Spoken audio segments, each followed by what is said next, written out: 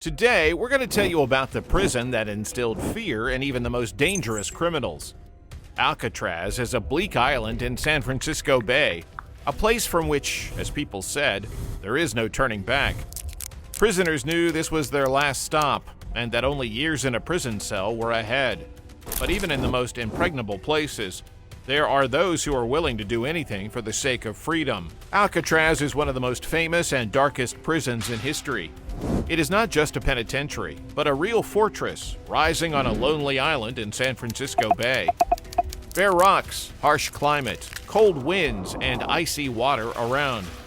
Everything here seems to have been created to deprive prisoners of the last hope of escape. Over the 29 years of its existence, the prison has acquired a sinister reputation as a place from which there is no turning back. The most dangerous criminals in America, gangsters, murderers, kidnappers, were sent here. Unlike other prisons, where there was at least the illusion of rehabilitation, Alcatraz didn't offer its prisoners a second chance. There was a strong belief that it was impossible to escape from this prison. High walls, barbed wire, armed guards, and the raging waters of the bay made Alcatraz a real trap. But even the most guarded prisons cannot break the human desire for freedom. People still try to escape, often at the cost of their own lives. Such a case happened on April 27, 1936, when prisoner number 210, Joseph Bowers, suddenly stopped his work in the courtyard and rushed to the fence. He didn't react to the guards' shouts and climbed over the fence, but a gunshot rang out before he could take a step. The bullet caught up with him on the edge of the cliff, and he went down, falling 15 meters. Joseph died, but in some sense he had achieved a goal. He died outside the prison. It was the first recorded attempt to escape from Alcatraz, but not the last. There would be 14 attempts in total, but only one of them would remain unsolved until today. After all, leaving the island is one thing, but surviving outside is quite another. Alcatraz was a tiny island, about 500 meters long and about 180 meters wide. In the very center was the grim prison building, a concrete monolith with a single entrance. Barbed wire, towers with armed guards, and steep cliffs surrounded it. Escape seemed impossible, even if someone miraculously managed to get past the guards. The icy water of the bay, with its strong currents, lay ahead. There were 3 guards for each prisoner, and their orders were simple: immediately shoot to kill. Alcatraz was not for random criminals. It was the last stop for those who couldn't be controlled by other prisons. Sadists, rebels, psychopaths, and fugitives were sent to the Rock, as the prisoners called it. Terrible rumors quickly spread through American prisons. In Alcatraz, they were beaten, tortured, and forced to sleep on the icy floor. The cells were small, damp, windowless, with thick iron bars instead of doors. Many people went insane here. Some prisoners, unable to bear it, chopped off their fingers with an axe to avoid working in the prison workshops. Suicides were also not uncommon. The wardens made no secret that the existence of Alcatraz was supposed to be a lesson to the rest of the criminals. But even this hell had its own nightmare. The punishment cell, known as the Hole. Prisoners were thrown there naked, in total darkness, with no furniture and no hope of knowing when their punishment would end. And yet, there were those who voluntarily asked to go to Alcatraz. The reason was unexpected. Despite everything, here they had better food than in other prisons. Some criminals preferred a harsh regime to avoid starvation. But there were those who managed to live here in a very different way. For example, Al Capone, the legendary gangster, who served 11 years in Alcatraz. Formally, his cell was no different from the others, the same small and windowless. But inside he had good furniture, a comfortable bed, an armchair, and even a bureau. He also played the banjo in the prison band and, according to rumors, was quite successful at it. In addition to Al Capone, other notorious criminals served their sentences in Alcatraz. Among them were Mickey Cohen, a powerful criminal mastermind who controlled the underground business of Los Angeles, and George Kelly, named Machine Gun for his skill in handling the Thompson machine gun. He was known as a murderer, kidnapper, and one of the most dangerous criminals of his time. In addition to them, Alcatraz had hundreds of lesser-known but no less violent criminals.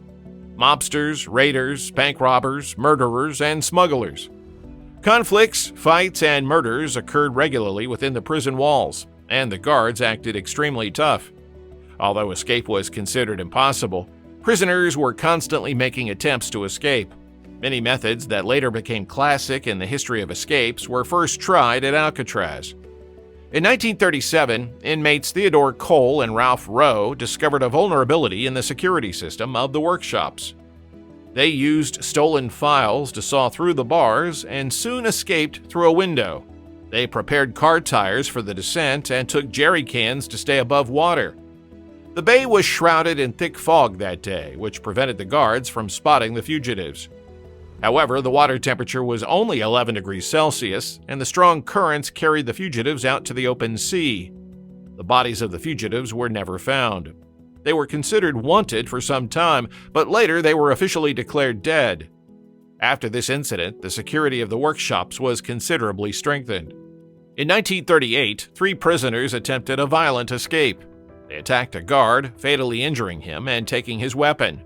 However, they didn't take into account that there were several hundred armed security personnel on the island.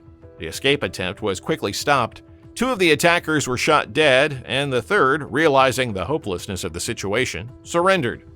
In 1939, Arthur Barker, known under the nickname Doc, and 4 accomplices, discovered that the bars in their cells were from the days of the military prison and were made of mild steel.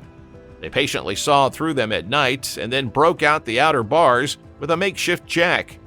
They managed to reach the shore, where they attempted to build a raft. However, a guard patrolling the area spotted them and started firing. The escape attempt was foiled. After this incident, the prison replaced all the outdated bars with modern bars made of hardened steel. Each escape attempt resulted in the prison being fortified even more, making it more and more impregnable.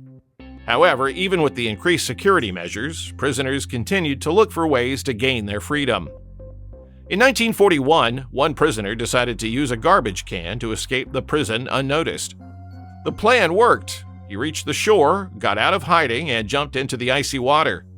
However, after just a few minutes, he realized that he was freezing to death. And realizing the inevitable death, he swam back and voluntarily surrendered to the guards. In 1943, 2 prisoners attacked the guards and tied them up. While they were trying to break the bars, one of the guards crawled to his colleague, managed to get the whistle hanging around his neck, and raised the alarm. The fugitives were already in the water, clinging to the stolen barrels when the guards started firing. One of the survivors managed to reach a shore cave and hid there for 2 days. Emaciated and exhausted, he could not bear the hunger and despair, and finding no other way out, returned to the prison by climbing through the same window through which he had escaped. During the war, Alcatraz inmates worked in prison work camps, sewing uniforms for the U.S. Army. In 1945, one of them managed to steal a full set of sergeant's clothes. After putting on the uniform, he quietly walked out of the building, confidently walked to the ferry, and boarded. Everything was going smoothly until they asked the passengers to show their identification documents upon disembarkation. Of course, the fake military man had none. The escape was instantly stopped. Prisoners drowned, were mortally wounded, crashed, tried to build rafts, and even made self-made wetsuits. But the most daring and bloody escape in the prison's history took place on May 2, 1946. These events entered history under the name the Battle of Alcatraz. The main initiators of the escape were 2 dangerous criminals, Bernard Coy and Joseph Kretzer. 25-year sentence for armed bank robbery, and Kretzer was considered one of America's most wanted criminals and was on the FBI's list as public enemy number 4. For a long time, Bernard Coy scrutinized the security guards' patrol routes, memorizing each and every detail. He noticed that the only thing separating the armed guards from the prisoners was the bars with wide enough gaps between them. Coy had been preparing for his escape for months, deliberately starving himself so that his body would be thin enough to get through the bars. On the appointed day, there were 2 guards on duty in the cell block, one unarmed, the other with a rifle. The prisoners distracted the first one and quickly neutralized him, while the armed guard was at the other end of the building. When he returned, Bernard Coy was already waiting for him. Squeezing between the bars, he attacked the guard and took a bunch of keys, a gun, and a rifle. Then the criminals captured several more guards and freed a dozen prisoners. However, after learning of the escape plan, many preferred to return to their cells. The risk of failure was too great. The prisoners' original plan was simple: to break through to the boats and escape. However, things didn't go according to plan. While picking the key to the right lock, they mistakenly inserted the wrong one, and the mechanism jammed. At this point, the alarm had not yet been sounded, but the situation was rapidly changing. Soon, a new shift of guards entered the captured block. Before they could react, the guards found themselves at gunpoint and had to surrender. 8 hostages and an arsenal of weapons were in the hands of the rebels. The prison was on the verge of the bloodiest massacre in its history. The battle for Alcatraz lasted 2 days. The cornered prisoners fought with desperate fury. They realized that there was almost no chance of escape, but they were not going to give up. The prison corridors turned into a battlefield.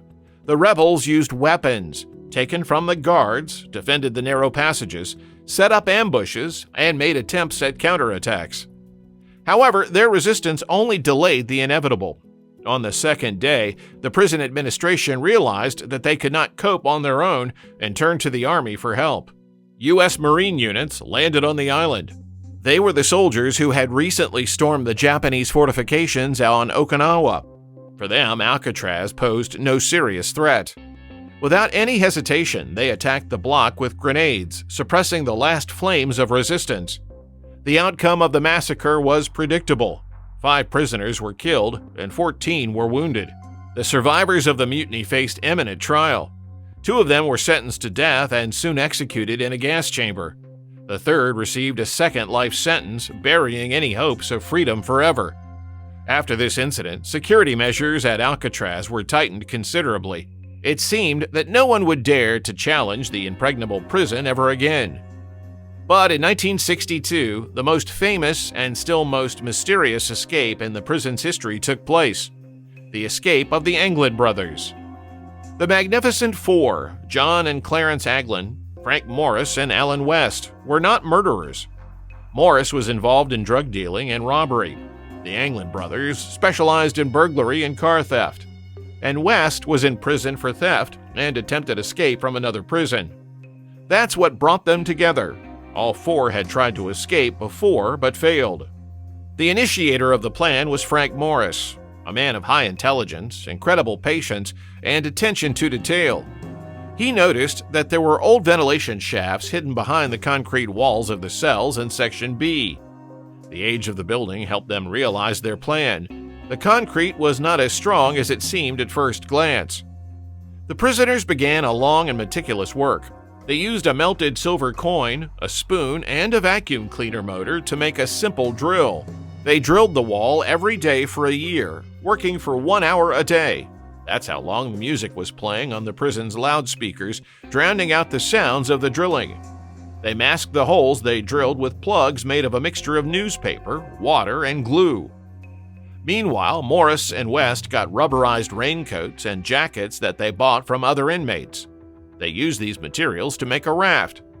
They also made papier-mâché moulages of human heads, carefully painted them, and attached real hair stolen from the prison barber shop.